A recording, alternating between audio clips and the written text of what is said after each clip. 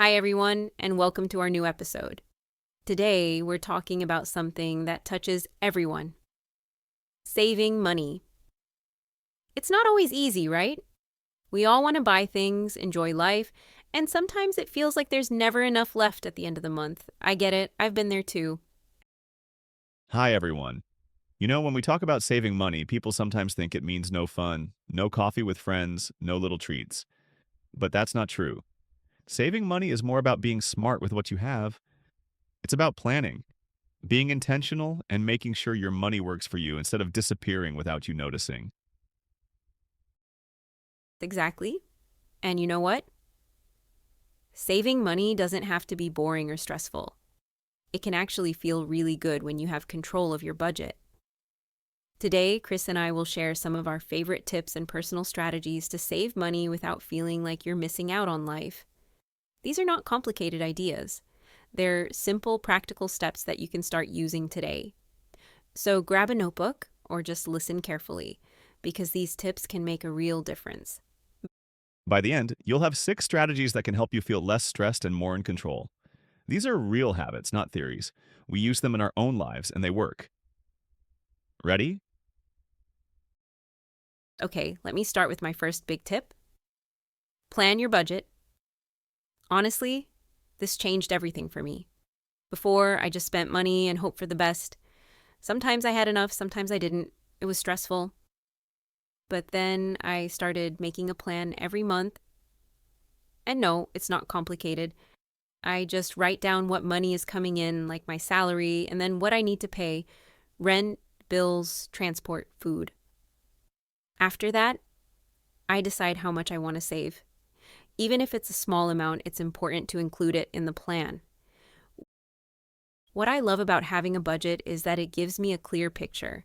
I know what I can spend on fun things without feeling guilty, and I know what I need for essentials. And here's something important. I also add a category for unexpected things like a birthday gift or medicine. Because life happens, and if you don't plan for it, you end up using your savings. Now, my second tip is about shopping with a list. This one sounds simple, but trust me, it's powerful. Before, I used to go to the supermarket and just buy what looked good. Big mistake. I always spent more than I wanted, and half the time I bought things I didn't even need. Now I make a list before I go shopping. I check what I have at home, I plan meals for the week, and then I write only what I need.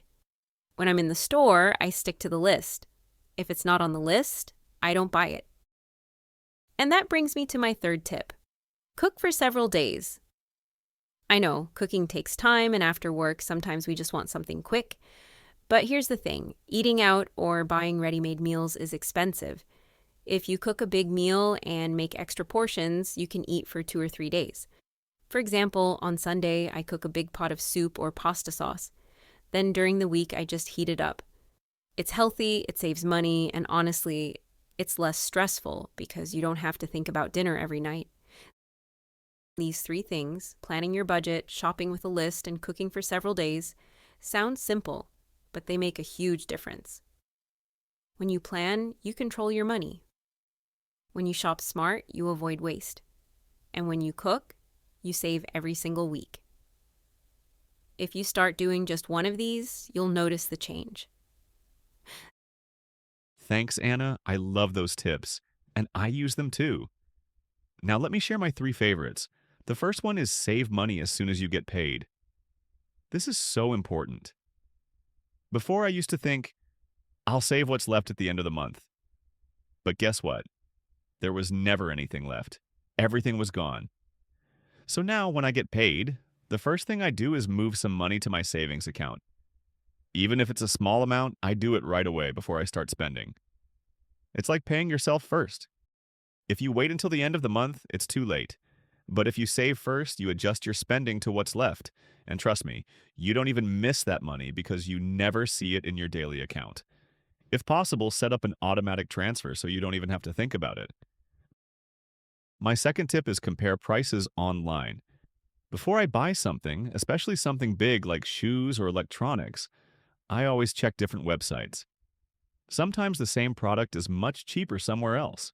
It only takes 5 minutes to compare, and you can save a lot.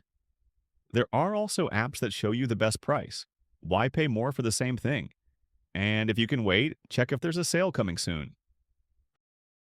Finally, my third tip is something I call the three questions rule. Before I buy anything, I ask myself three things. First, do I really need this?